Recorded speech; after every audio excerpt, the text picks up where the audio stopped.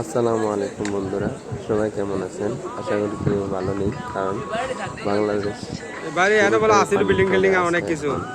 সব আর শেষ। আমি এই হ্যাঁ, আজকে সকালে আরে এটা পানি আর পানি রে।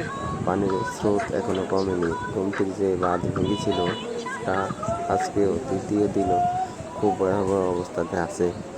তো যারা পানিবন্দী এখানে হয়ে অনেক গেছে বিল্ডিং টিল্ডিং আছিল, তাদের পাশে সব শেষ হয়ে সবাইকে গেছে। দাঁড়াতে হবে। যার যা কিছু আছে, যতটুকু সামর্থ্য আছে ততটুকু সামর্থ্য দিয়ে চেষ্টা করুন। আজকে যদি এই বাঁধটা আমাদের এদিকে ভাঙতো, তাহলে আমাদের কত হাজার হাজার কোটি কোটি টাকার মাল নষ্ট হতো। আমার হয়তো কিছুই নেই, কেউ ভাবতে পারেন তোমার কি হাজার হাজার কোটি টাকা আছে নাকি? আমার কিছুই নেই, কিন্তু আমার মতো এরকম কয়েকশো মানুষের সম্পত্তি, অর্থ, আরে পুকুর পানির পুষ্করি স্রোত। এগুলো মিলালে হাজার হাজার কোটি টাকার মতোই হতো। কিন্তু আমাদেরকে আল্লাহ তাআলা রহম করেছে, বিদায় আমরা বেঁচে গেছি। তো আমি চাই সবাই নিজ উদ্যোগে, নিজ থেকে কিছু কিছু করে জমা করেন, করে মানুষের সহায়তা করেন। দেখেন পানির কী অবস্থা, পানির কী স্রোত। আমি আসলে দূর থেকে ভিডিও করেছি তো জুম করে, যার কারণে পুরো স্রোতটা দেখা যায় বাড়ি না। ঘরের অবস্থা খুব কী খারাপ। পরিমাণ যে স্রোত পানি, ওখানে না গেলে বা না দেখলে বুঝতে পারবেন না। নিজ চোখে যখন দেখবেন তখন বুঝতে পারবেন যে কী পরিমাণ পানির স্রোত আর কী পরিমাণ সাউন্ড। মানে একদম ভয়াবহ অবস্থা। যেভাবে পানি যাইতেছে আমার মনে হয় পুরা বুড়িচং, ব্রাহ্মণপাড়া অঞ্চল সবে তলিয়ে যাবে।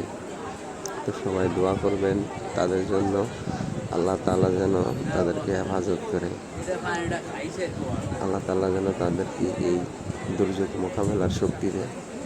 আমরা এই কামনা করি তাদের জন্য। আর ভিডিওটা সবাই বেশি বেশি শেয়ার করবেন, যাতে অন্যরাও দেখতে পারে। আপনি যেভাবে দেখছেন এইভাবে যেন আরেকজন ভাইও দেখতে পারে।